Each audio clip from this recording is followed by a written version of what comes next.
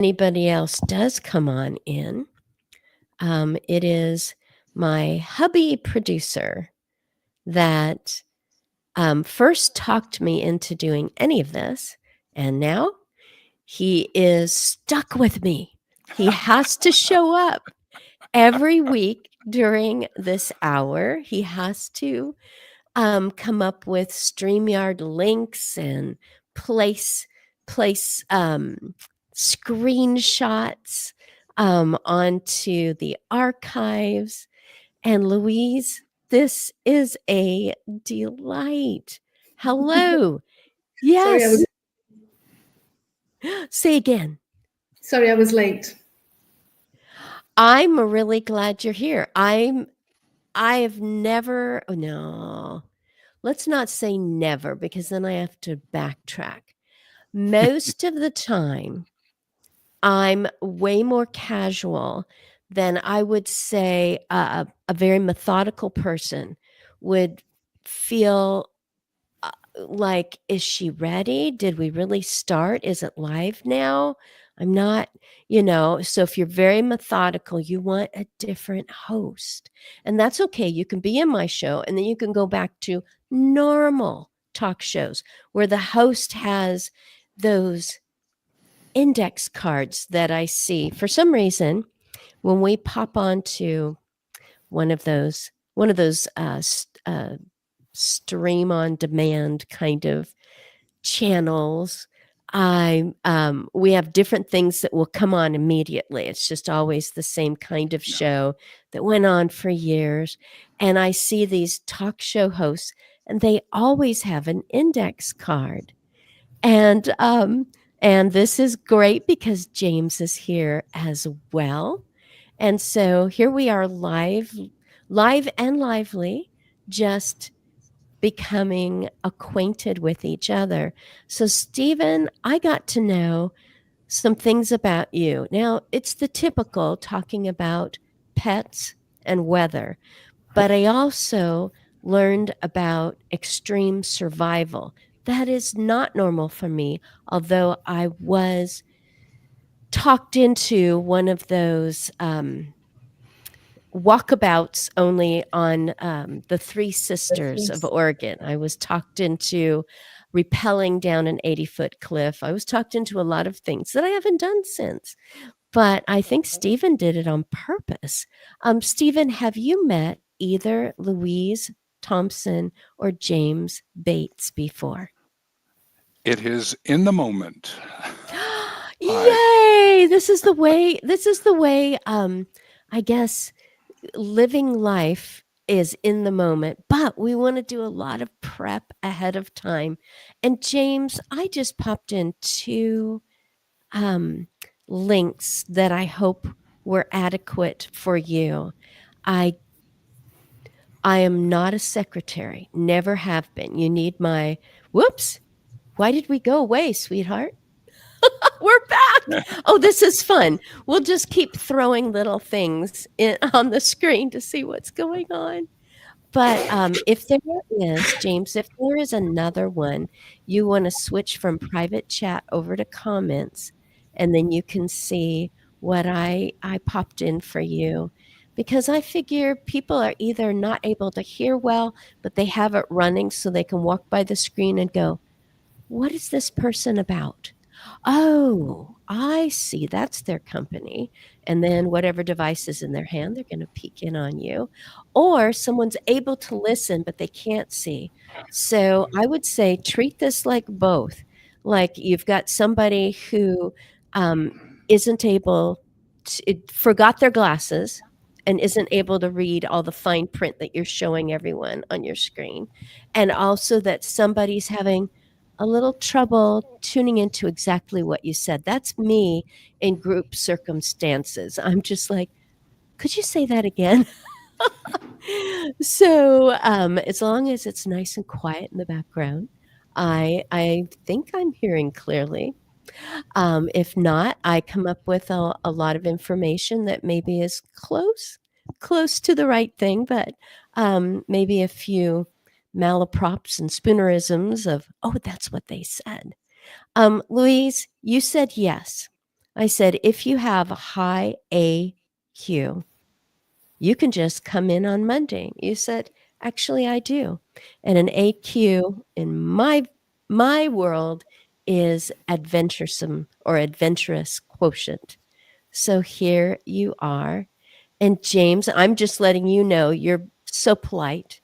You are muted. If you feel like unmuting, you can get things going, but I'll just go in order of appearance.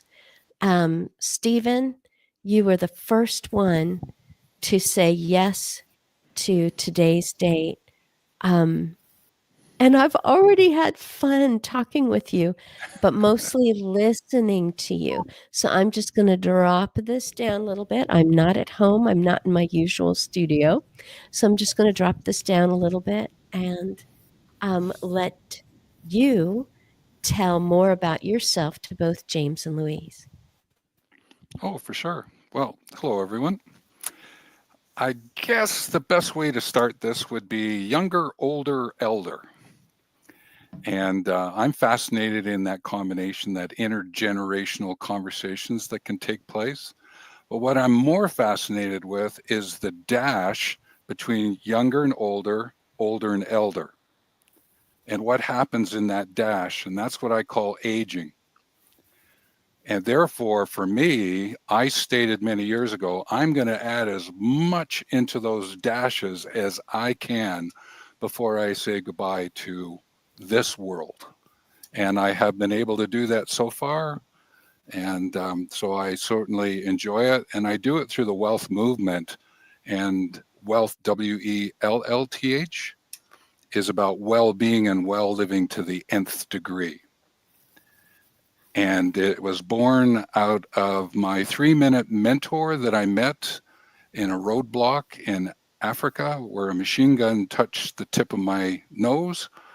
And I swore that I would do something different about how to live and be in this world. And I have started that, and it's going to be going on 30 years here in a couple of more years. So that's a little bit about me. How's that start? Christine, is that okay? And give it over to Louise and James. Goodness. Oh my goodness. If somebody tops that, I'm just going to be like back here going, who have I invited? Yes, those moments where you realize if I consider continuous living, also called aging, if I consider that a bonus, like I get to keep living, I did survive. And in that moment, I was going, I really need to take this treasure and really see the wealth that I have. And what you saw was wellness wealth. I love it to the nth degree. I don't hear that phrase as often anymore. That is a great start. Am I remembering correctly that you also wrote a book, Stephen?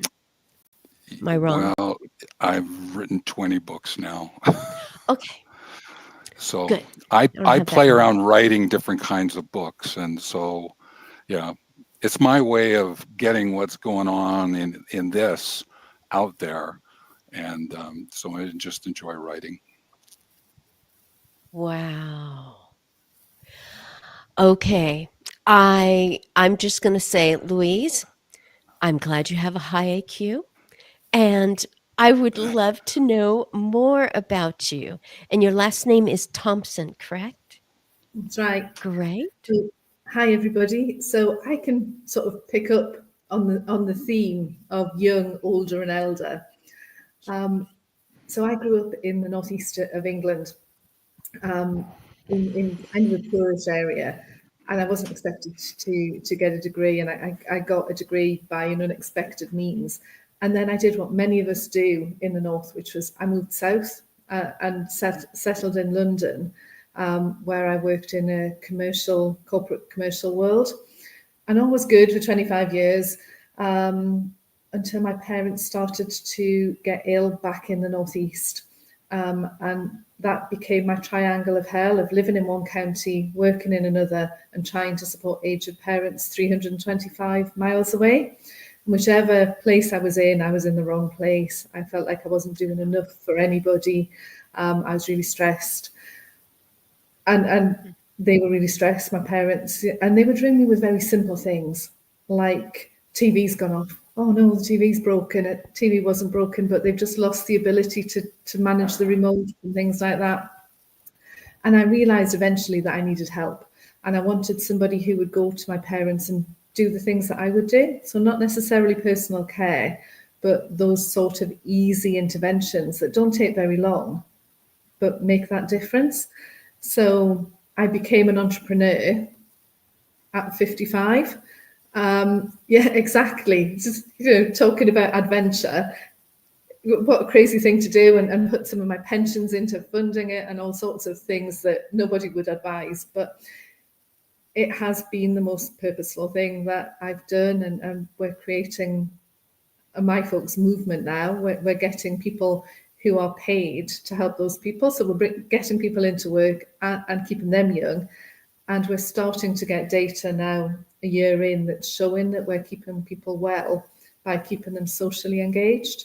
That actually is much more important than putting the TV on the right channel. It's the social connection. So we share things. We put the kettle on, we share a cup of tea, we share a sweet treat, we share a bit of kitchen disco and things like that. So things that people are interested in. We do the crossword together. Those are the sorts of things. And I've learned that social isolation is really the killer, and it's the thing that we need to, for me, my mission is to counteract social isolation by My Folks, or whatever other means that we can find to do it, so that it doesn't lead to the increased risk of stroke, heart disease, dementia, diabetes that I saw in my parents. I saw dementia up close and personal, and I don't want it. It's not to say I'm not going to get it, but I am trying to do everything that I can to ward it off by staying connected, by doing the adventurous things, anything that I can do. So that's kind of a quick gallop through my life into young, older, and elder. Absolutely. Being a guest, being a host, you are using both sides of your brain. You are building new neural pathways. You're thinking about what they said. You're wondering about the cat going by, if they're going to try to climb across your screen. You're thinking about your own emotional past. If this is too personal a question, the second question I had for you was that you said people being paid, and I'm just wondering if you have found a pathway to making sure that those people can be paid what is agreeable to both the individual and to the family. The first question, so the second one is really more financial. And the first question is, you said that unexpectedly you ended up getting a degree, or you were not expected to get a degree. Is that just caught my ear? I just wondered if you might be the first in your family to get a degree or something like that. Absolutely. So I was born in Benwell, which is, I don't know if any of you know the UK well, but I was born in Newcastle, which is a shipbuilding town in the northeast. And it has been quite economically challenging to be born in the northeast. And at the time I was born, there was a particular project going on for the particular suburb that I lived in, which was particularly poor within that poor area. And so there was a particular project to try and help improve things. Didn't really happen because governments changed as they do. And so it didn't get better. But my mother sent me to work in a hospital in my teens with the aim that I might marry a doctor. That was what she thought. It was a good plan. It was a reasonable plan, right? I didn't marry a doctor, but I did get published in a medical journal by the time I was about 21, 22. I had an amazing team that I worked with who really encouraged my development. With that, then I was able to go knock on the door of the local universities and say, is it all right if I come and study? And I just thought it would be a really good idea because I knew I couldn't do medicine, right? I can't possibly do that, but I'll just do law, is what I thought, because I knew nothing about the network that you need, the sponsorship, the intellectual and emotional sponsorship. I knew nothing about studying, but I did it, right? So, that adventure, when you said that to me, if you're really adventurous, you could come on this evening. That's what got me completely. I was like, yeah, I like an adventure. So that was the first question that you asked me. I feel like I'm hogging the time. Apologies. I'll answer quickly. Wonderful.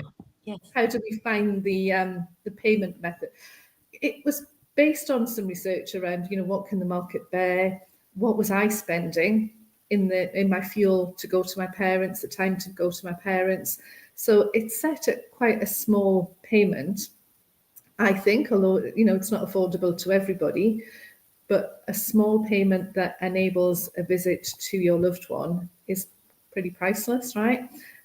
And it enables people to get back into work. So my folksers is what we call them. They are being paid to get back into purposeful work. So it's really symbiotic, and it's the my folksers will say that they do the best work in the world because they love it and the people that they visit love it. It's special. Wow.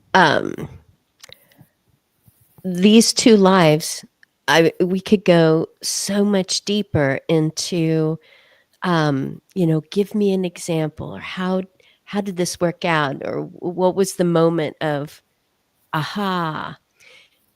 I'm going to say something silly just before we go to James, and that is, Louise, Stephen told me the temperature today where he is, and we kind of bantered about Fahrenheit to Celsius. Are you good at interpreting Celsius and Fahrenheit? Or yeah, you had 30 to one of them, but I can't remember which one. You had 30. Oh, that's great. Here. So what's the temperature where you are today? I'm sorry. About freezing.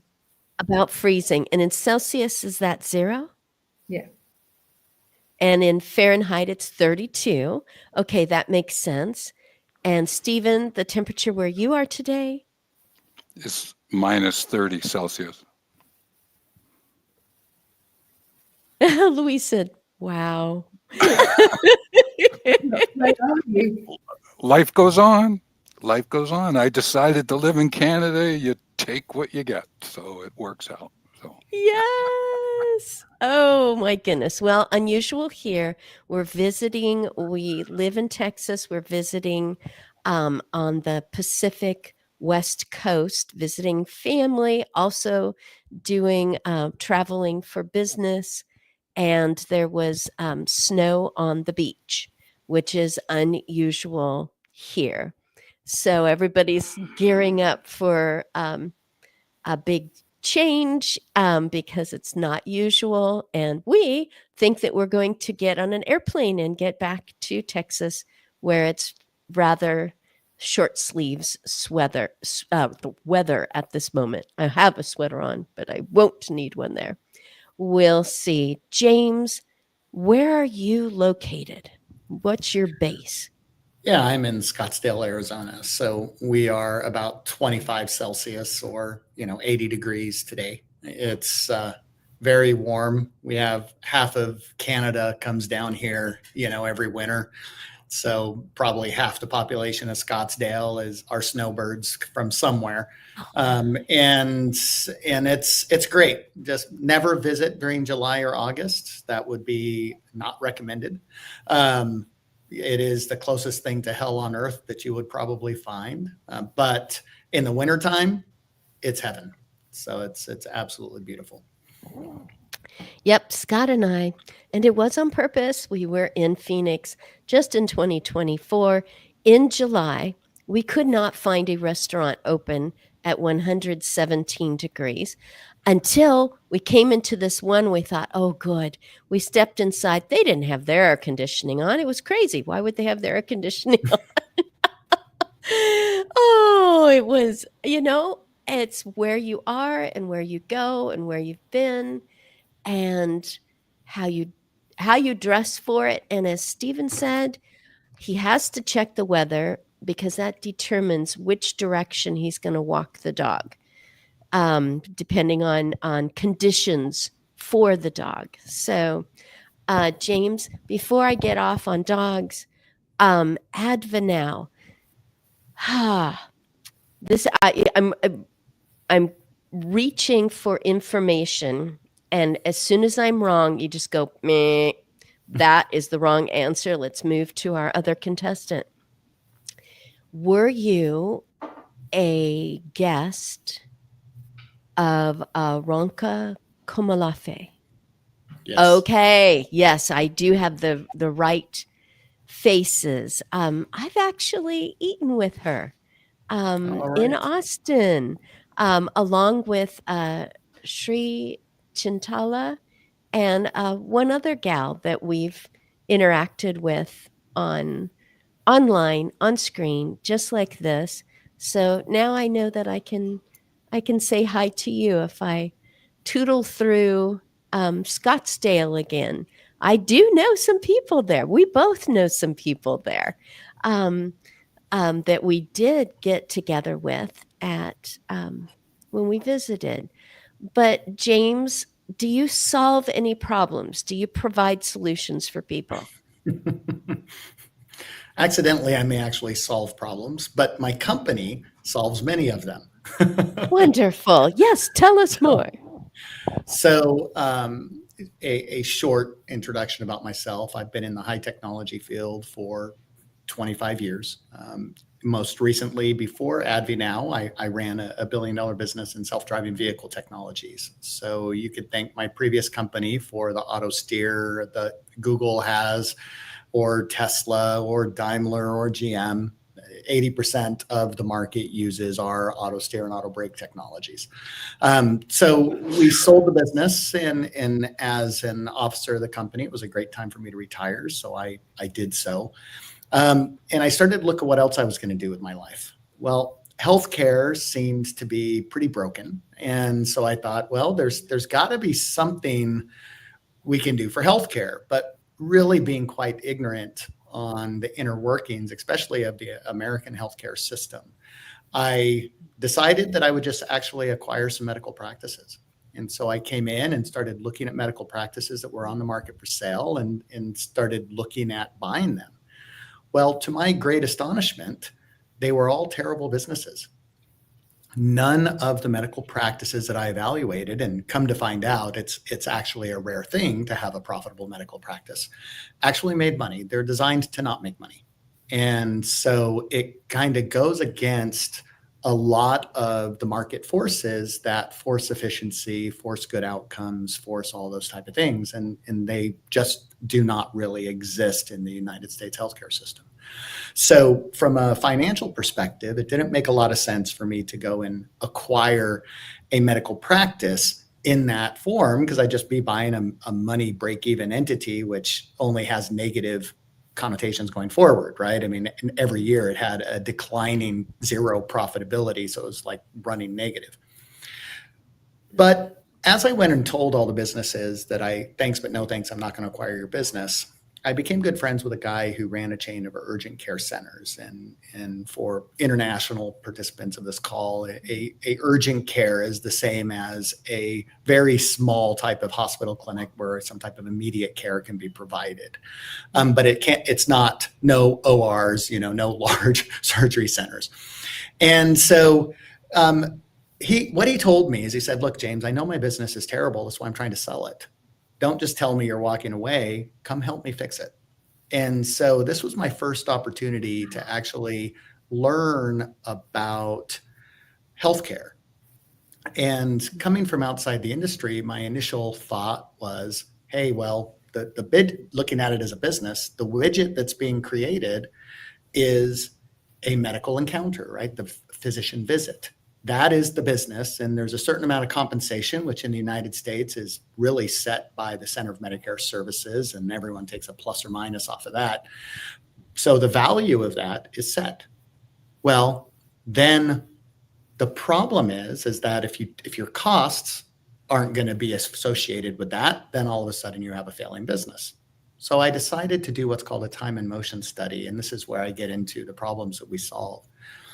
A time and motion study is where you actually take a stopwatch and you measure every single motion in a manufacturing line.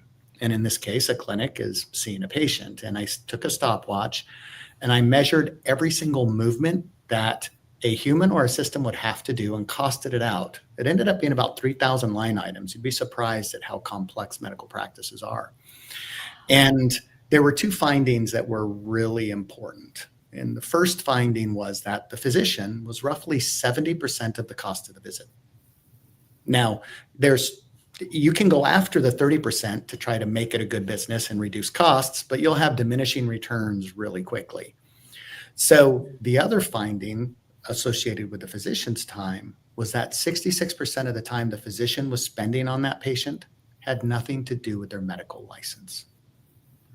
And so now what it's like taking, if you were running a manufacturing line, which is always where my brain goes, you have your most expensive engineer, your most expensive inventor spending 2/3 of his day down on the assembly line in the factory. Now, what business would ever do that on purpose? Well, that's what happens to not only America's healthcare system, but quite frankly, every healthcare system in the world.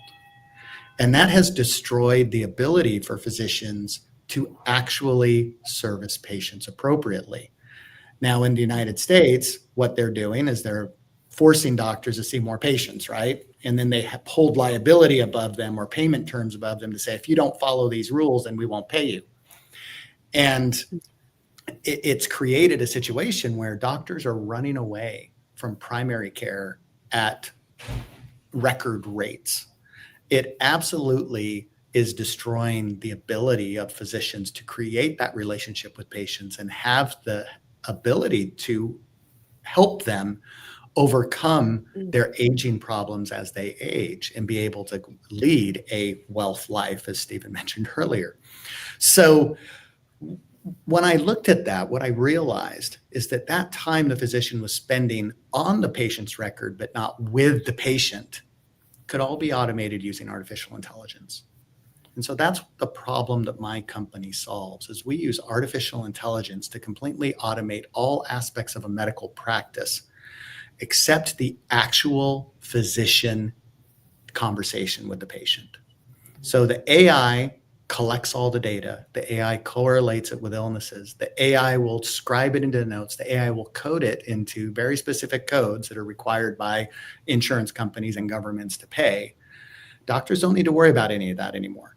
And that's where they were spending all their time. And now a physician just looks at the data, has a real conversation with the patient, and can help them lead a very healthy and long-term happy life. I love that. Using the technology to enable us to do the things that only humans can do. I talk about that a lot as well. That is incredible. That is a gift that we need to be able to use the technology for, because that human connection, that going to the doctor, and often at not speaking medically, but just as they're leaving the surgery, and there's this other thing, doc, and that other thing is the thing that is going to kill them that they didn't want to raise. If we can free up the time and the space so that people can hear that, for me, it's all about trying to get to those things before they become worse problems that are, more difficult to fix and more costly to fix. Awesome. One of the major pushes in the US is to create a more integrative look at the patient, right? You want to have integrative medicine where you're taking into account the psychological aspects of them. You're talking about the social aspects of the patient. And then, of course, the traditional medical aspects. And when you take that integrative look, obviously it provides the best help for the patient. But the problem with all of those type of approaches is it turns the doctors, especially the primary care physicians, into data collection centers.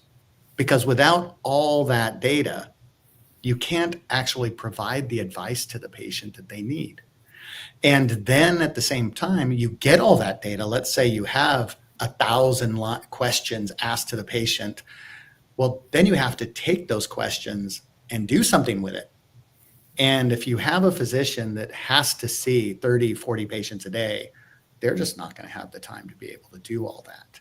And so the beauty about the way we're solving the problem is that AI is actually asking those questions. And then we correlate it back to the physician so that they have it in a one-page summary that gives them everything they need to know about that patient to have those meaningful conversations. So not the Steve Martin version, but quite a while back, I think it was a black and white movie that was cheaper by the dozen. And it was based on a book that the gentleman was looking at manufacturing and even applying it to his own family, and saying if we have less lag time, if we have the right things in the right places, if we put items together in this order and have these people do this part, it may not be the way that one person would build a car, but it is the way that you can build a car efficiently and cost effectively. And he even applied it to his kids, saying, there's only one bathroom for us, and this is how you will wash and use your time effectively so that each one of you will only be in the bathroom for 4 minutes or something like that, and applied that same thing. That came to mind. Also seeing several vehicles when we were in Phoenix that were self-driven and were pulling up apparently to pick someone up. Google So Waymos, they're great cars. I use them whenever I can. oh my goodness, it'll be a first for me. So I need to kick into the high AQ and try something new. Louise, Stephen, have you used a vehicle that is not driven by the person in the driver's seat? Or not Not yet. there isn't a person. Not What yet. about you, Stephen? Not yet for Louise. What about you, Stephen? Not yet. Nope. I like that. Did you hear that, James? Not yet. So there we go. But Well, James, you Google said Waymo. retired, and then you said, a guy said, well, help me to fix it, because, to buy something that's already being a total success and is just, that would still be plenty of work to continue or to expand. But he said, help me fix what's wrong with it. And you said yes. Thank you. Well, I like golf in Arizona. There's lots of golf here, but I just don't like it that much. I can play maybe once or twice a month, and that's my golf limit. So I need something else to do, and it was a great thing to spend my time. I'm so glad. Obviously there are human beings who are like, I've been looking forward to this moment for yay number of years. That's why I continued the way that I did my job, to get to the point where I would never have to do a job again, or I wouldn't have to answer to someone or solve problems for other people. James, I'm glad that you rattled that cage. Hey, Stephen, was there ever a moment where you said, and now I am retiring, or give me my party? I'm done with this particular profession. I've not retired, and I don't plan on doing so. In other words, I'm putting even more treads on the tire. So I'm not retiring. I'm just shifting out. I'm in my 71st revolution of the sun, and I'm waiting for the holodeck to be able to figure out how to create a multi-dimensional learning framework, which I've written a book about, and actually bring it into play that helps persons create legacy projects. And if I can do that, then I will have had a lot of fun. So that's why I'm listening to James going, ooh, ooh, ooh, ooh. Because I'm using AI all the time and all different. I've got, I got? 12 different AI programs listed in front of me that I go play with to do different kinds of things. So I get what James is talking about. That's great. And I'm thinking with Louise, it's the notion of how do all those helpers who are helping, I may not have the name correct, Louise. My folks says, because we didn't want to call them carers, because that has connotations of personal care that we don't do. So they're called my folkses. Made it up. Yeah. I would call them legacents. People who go in and help people to embrace their legacy even while at home. And that might be another conversation for another day, right? So how do you bring legacy into your everyday storyline, your adventures together kind of ideas? So yeah, no, this whole AI technology, all that, I've been following it and waiting, similar to my other one, I've been waiting 25 some years for virtual reality to catch up to what I want to do with it. And it'll eventually arrive. So we'll see. So one of the things that we're doing with AI, I don't want to miss out on this part, but there's two things we're doing. One is that we are using AI to predict social isolation. We're also looking at biomarkers as well, so that we can, all of the people sitting here, we might all have a similar background, we might have a similar life. One of us will feel socially isolated or be lonely because of social isolation, the other one won't. So how do we identify who that person is? So biomarkers and AI to do that. That's my second company that came out of my folks, which is My Social Health. But the other thing that we're using AI for is to gather reports on the My Folks visits. So after every My Folks visit, I get a report that says, Mabel really enjoyed her lunch, and then we had a kitchen disco, and then she said she felt unwell, or actually we checked and the bed was dirty. Whatever the situation is, we've got data on that. And what we learned is that there isn't much data on this because this is the stuff that goes on behind closed doors. And people don't talk about some of these things. So we are now getting data where we have sort of had a relationship with a person with their permission for over a year.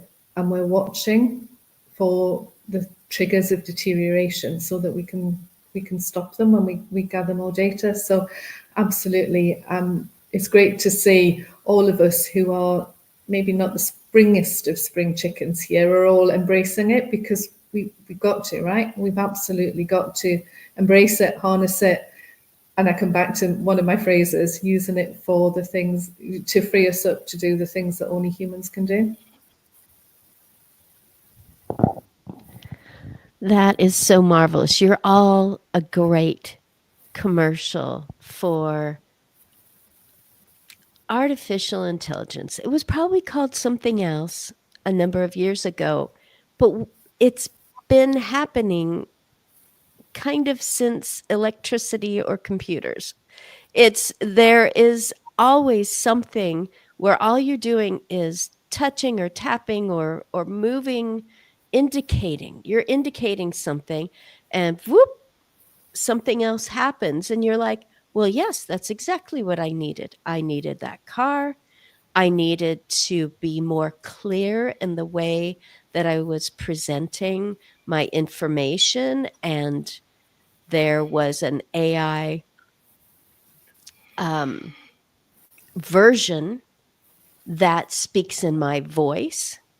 There is information that now that I've seen it in several, the same thing happens if this person does not have a human visit within this amount of time, something occurs, a bottle of pills is dropped between two pieces of furniture, and it's either thought to be lost, or the last time they tried to reach back there, they got wedged in and couldn't come back out. Their health suffers. I am speaking from real circumstances when I was the caregiver coming in, and I would hear that my person was wedged between two pieces of furniture and didn't have a way to tell anyone, and was grateful that someone was coming to visit in 2 hours. They could not get out because of their physical medical situation. And I'm just like, that is just horrible. That is not the way you should have to live. That you're afraid to retrieve something that you need, that you think it's gone, it doesn't work anymore, because just a fresh pair of eyes, just someone to go through and then what did you do? The last that you saw, so I'm so grateful that data is being gathered so that someone goes, oh my goodness, these 3 indicators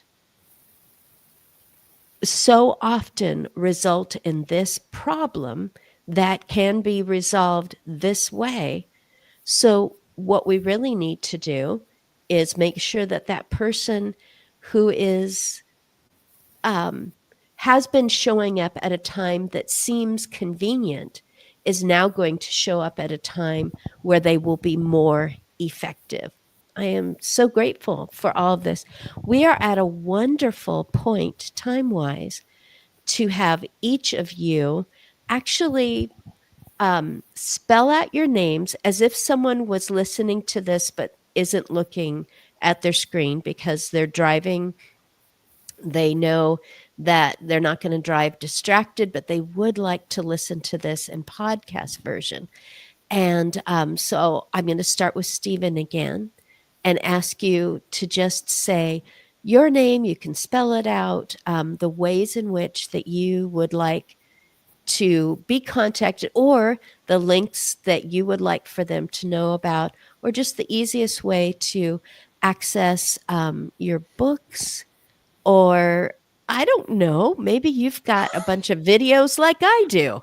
I just tell people, hey, from now on, you just go to agingbetternetwork.com/live, or you can go to the YouTube channel, which is going to be right third from the top that says YouTube. You can go there so you can scroll faster because they have 4 across the screen instead of only 1. It's so nice to be able to say, hey, pre-meet me. What is the talk show like? But most of all, what sort of topics are addressed? There probably isn't a person who only has one thing that ever came into their life having to do with continuous living. Probably there's so many because you care about that person, because you've received a diagnosis, because you know that you have a particular propensity in your ancestry for something, that you've had a surgery you chose or a surgery that chose you, and you want to regain as many abilities as well as you can and think about your future. There's just so much that I'm just not satisfied with one person talking about just one thing. So you have a goodly amount of time there, Stephen, and then we'll go to Louise, and then we'll go again to James. And I realize an hour is never going to touch everything that you all add with the value of your voices, with the just this huge force of information that you've grabbed and you've wrangled and that you've made so clear to a person who goes, I've never dealt with any of that, but I understand what you're saying. So go ahead, Stephen. Hello, everyone. Again, it's Stephen, It's Step and Hen, Stephen. That's how you spell her. And I'm with Wealth Movement, WELLTH, movement.com. That's about well-being and well-living to the nth degree. And the physical movement all the way up to the social cultural movement. And how does that all blend together so that we don't give up on our words and pick up a weapon. Instead, we use our conversations to move forward. And my best bet to get a hold of me these days is Younger, Older, Elder over there on YouTube, where you come to learn about shaping and sharing your legacy, especially if it's a nature-inspired legacy. And legacy is about the useful whats that you gift others so they might learn something from your experience. And your useful whats are time, effort, and money. And if you feel like leaning into living a legacy life, come on over and let's have a chat. I feel like I've heard you on radio. Were you ever a voice actor or anything like that? Oh man, I'm just like, if I close my eyes, can I see him being somebody or hear him on something? Stephen Stephen. And anything else that you need to spell out? Oh, you already said WELLTH movement.com. Wealth. Yay. You did that very well. Louise, more about you and more about where people can go. And yes, make sure you spell it out. Go right ahead. Thank you. So it's Louise, Louise, and then Thompson, THOMPSON, at MyFolks. And MyFolks is all one word, MYFOLKS, and it's named as a legacy, to use Stephen's word. It's a legacy for my parents. MyFolks is all about them. It came from them.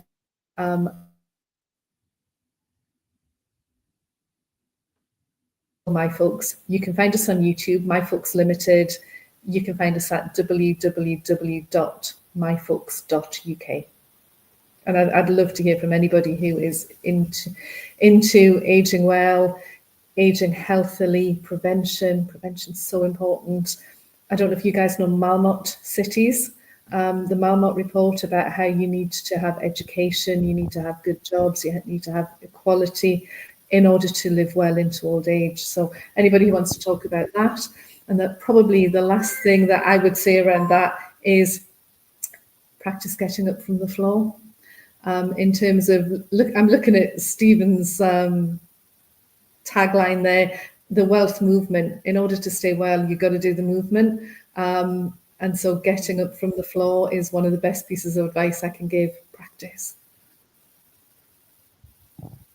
I watched my grandma. She was well into her 90s, and she stepped backwards, as we normally would do, and hooked her heel on something. And she went down and immediately said, no, no, no, watch me. I've been practicing. And she knew just how to position her body. And up she came. And I'm really glad I did not help her at that time. I didn't know how. I had not yet been trained. And I can still remember that about her, that she and her whole demeanor was, I'm prepared for this. And you don't need, it wasn't like, get away from me, I'm fine. She wasn't embarrassed. She's like, look how clever I am. Look what I've learned. Look what I did. And it was a non-issue. Right at that moment, it was a non-issue. From there on out, didn't affect the rest of the day. And I thought, and that's the way it's supposed to be. Mistakes are made and people have trips and whoopsies, and you just take care and move along. You've been doing it your whole life. She had done everything as a farm girl and cared for both of her parents through to the end. And you just did. Also taking care of her third son. who had a lot of needs, and she was told, put him in one of those places because he'll always need someone. She goes, I'm going to give him 2 bottles, and he is going to have to feed those 2 little lambs that are not getting enough milk out at the barn. That's what I'm going to do. I'm going to show him, I'm going to find what's important to his heart, and I'm going to show him that somehow he can learn to use the abilities that he has to get the job done. And boy, what a difference that made. I'm just, I don't know, I guess I'm just really proud of her right now. And when you said that, getting up off the floor, James, you have found AI friends, AI users, AI champions on this screen. I don't know if you walked in going, boy, I wonder if I'm going to have to defend AI. It's there for a good, or it is a tool that when used correctly means that you, the person, still get the credit for the house that you built. But of course you used tools and you used knowledge and you received training and you're having experiences. I don't know. I'm not afraid of AI at all, and yet there are people who still are. I guess I feel like it's like anything else.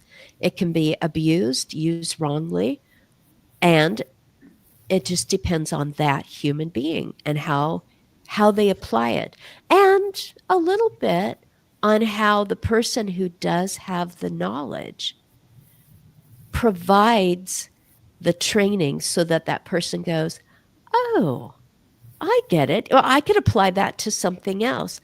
It doesn't help me if someone goes, oh, this is easy. You just do such and such. I'm like, no. Think of it as being really hard. Guide me through so that once I grab hold of this, I won't need to rely on you anymore. So just show me each part, tell me each piece.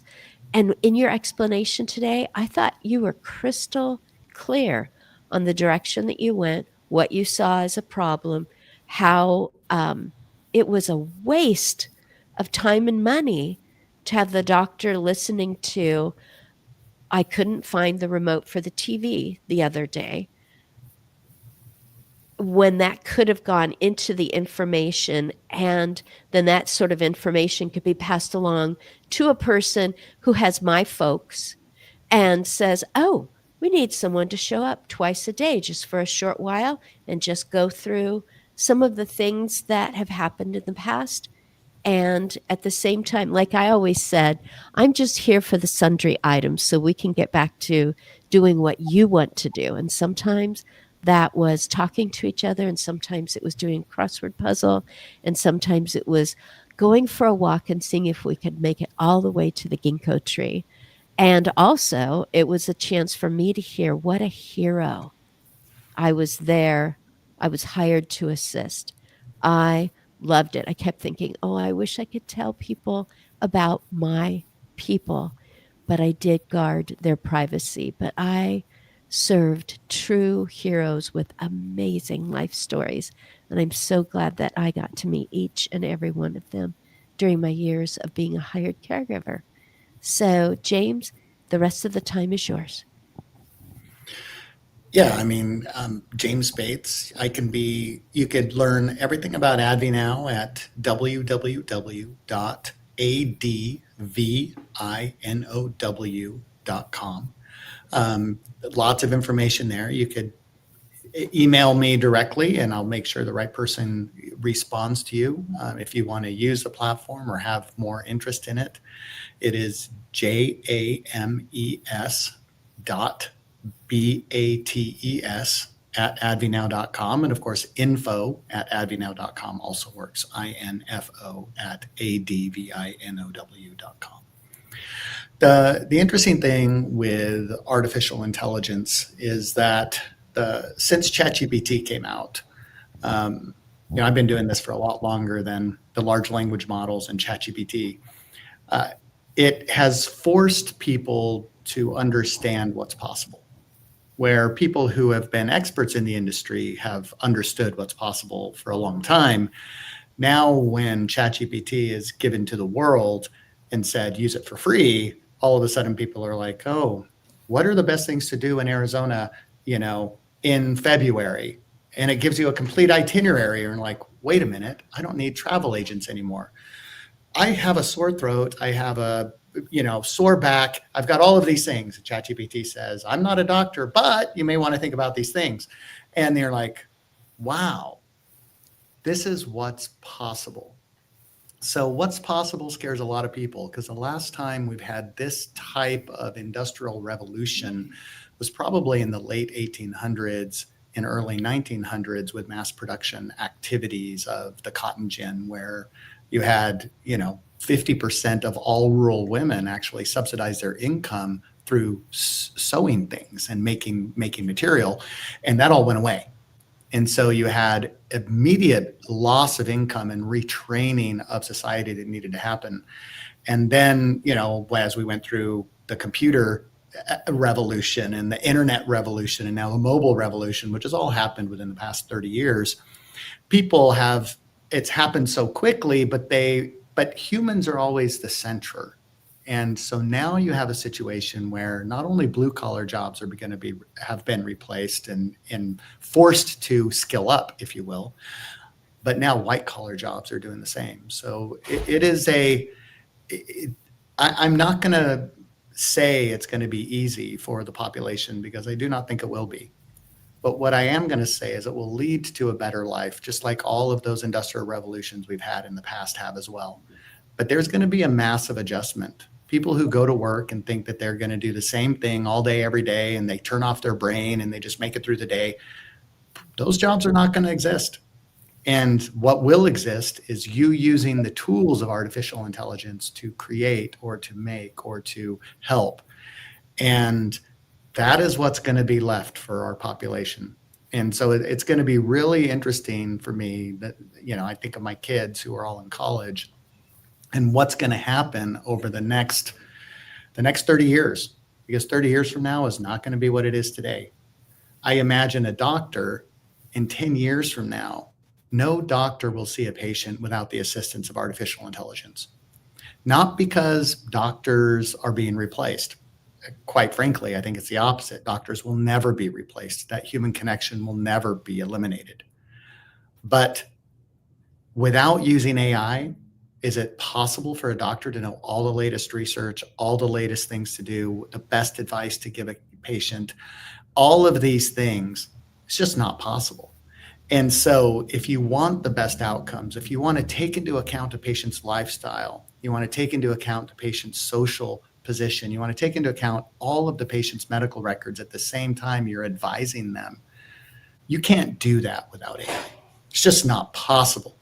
And so I look at it and I think, where will the human race be 30 years from now? Hopefully we don't have, somebody abusing it. And so we have some wars, which there's always that possibility. If cooler heads prevail and we adopt this new technology without that craziness, we should be in a much better place. So I'm very hopeful of artificial intelligence. I'm very hopeful for the longevity and the good life that it can bring. And this is going to be an exciting time. So please contact me if you have any questions. Happy to help answer any questions about what we do for medicine today. Wow. I feel the same way every week, and it's different people. I'm like, why did you say yes to come onto my screen? Possibly because I bothered you so many times you thought, oh, I have got to. Or you saw an episode. Hopefully there was something that made you go, this could really be worthwhile. And one of my favorite things is when the people on the screen who I did not select, very rarely do I select those exact people to be together. Once in a while I do a show with a theme, but usually it's you who has selected a date, and here you are. And you all have these commonalities that just I don't know. I just see things like this coming together and soaring, and that you will each, and you already are embodying exactly what you're talking about, that you really are a guide and a person who's saying, this is the way. This is the way that we really can do this, because the best anything, the best social worker, teacher, educator, inventor, engineer, pontificator, is that a word? Speaker is not going to be able to address everything, is not going to be able to be everywhere. And yet AI is much closer to that possibility. So asking AI, hey, it looks like my job is being replaced. These are my qualifications. What should I look into doing? That was what they gave us when we were coming out of high school. You know, what are your possibilities? What are you good at? And instead it's become, you know, a place where someone can say, that's an idea I had not thought of before. So I should wave goodbye and let you on with your days, your evening. Thank you so much. I'm so glad that you decided, yes, I'll come in today at the beginning of February and join together with us. Thank you so much, Stephen and Louise and James. Bye-bye. Thank you very much. Take care.